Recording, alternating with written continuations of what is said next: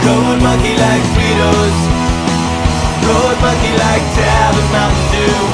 Road monkey, very simple man with big warm fuzzy secret heart. Road monkey like you. Road monkey like you.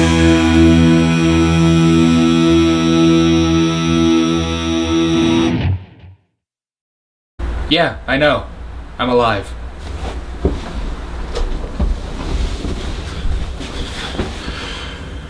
Yeah, I know, I'm alive. Bet you didn't see that one coming, did you? Hey guys, what's up? It's me, the Meteoraptor, and I'm back with another episode of the Meteoraptor Reviews. Yeah, I need to explain why I was gone so long. That answer is simple, I moved. As you can see, I'm not where I normally am, but hey, that ain't gonna stop me. Let's review some movies. And I totally just forgot what year this movie came out. Anyhow, you guys, October is finally here, and I'm pretty excited about that because, well, I mean, I love horror movies any time of the year. Christmas horror movies, Thanksgiving horror movies, even though there's only two and they were both terrible, so not really that one as much.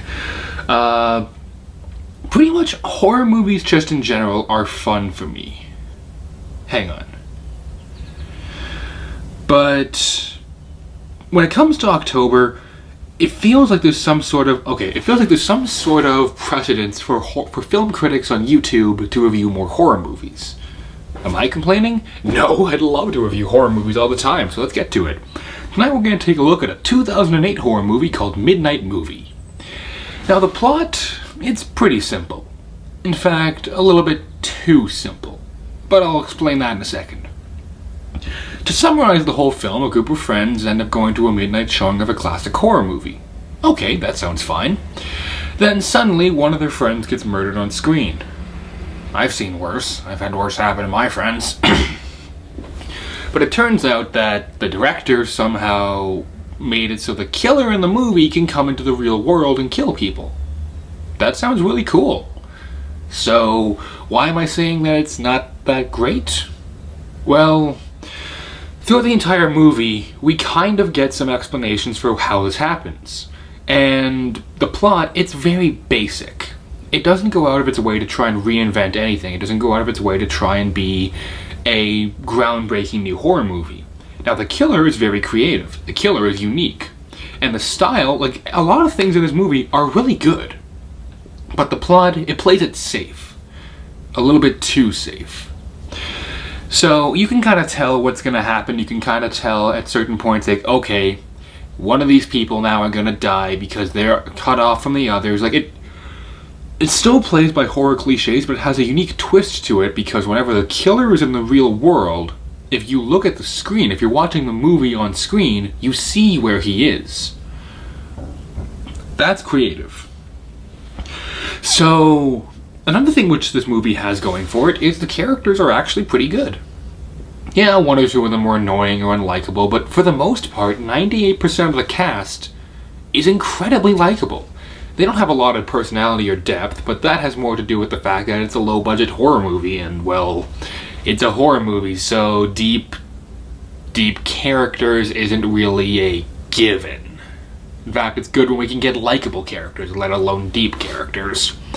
But they're all likable, and I genuinely felt like, oh man, that guy died, I liked him. More than once, which is something really amazing for a horror movie these days. The killer himself, like I said, is creative, has a unique weapon. It's like a hand drill of sorts. I don't know how to explain it. But let me think. Like I said, though, it is cliched. The dialogue is a little bit weak at times, but really, it's not that bad. The acting is surprisingly decent from most of the actors. In fact, one of the actors in this actually has gone on to work in The Walking Dead, so he's done something after this. Heck, a lot of the actors have actually done things before or after this. It seems a lot like Midnight Movie was just a small movie someone was making that they all felt like they thought would be fun to be in. And that's just what it is. A small movie that's fun to watch. Now, I would be lying if I said all the actors were great, as there are more than one who really aren't. And I would like picking on certain actors, but you can tell who they are.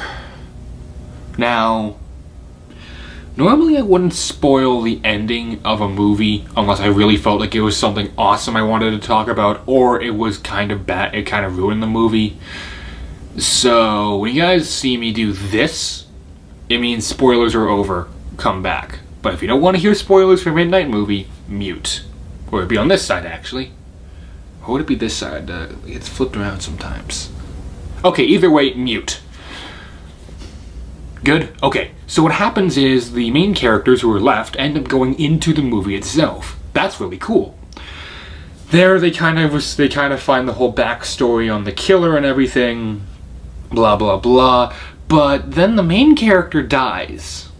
There's about 3 main characters who go in. Her little brother comes out and is essentially taken away by the cops while screaming that there's a killer in the theater, and no one seems to believe him, and the movie ends. No sequel hook, no flash to suddenly show the killer, just a really depressing ending. So this kinda both really helps the movie and really hinders the movie.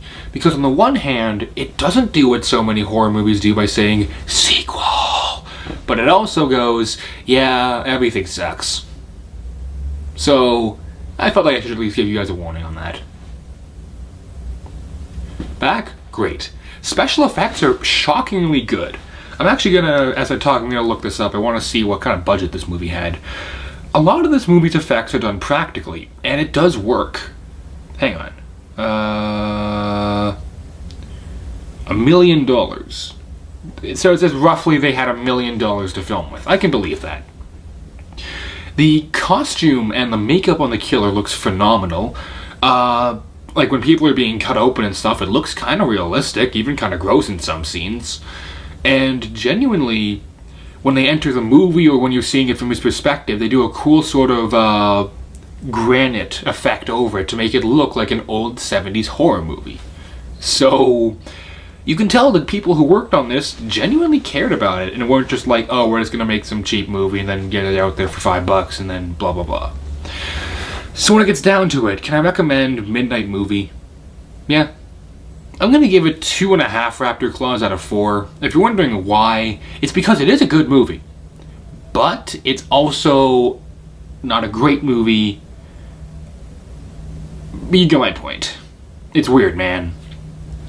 So, if you want to see a movie that does this concept of people being trapped or being trapped in a movie or being chased by a killer in a theater, there's a movie called The Final Girls. It was phenomenal. It was hilarious. It was creative.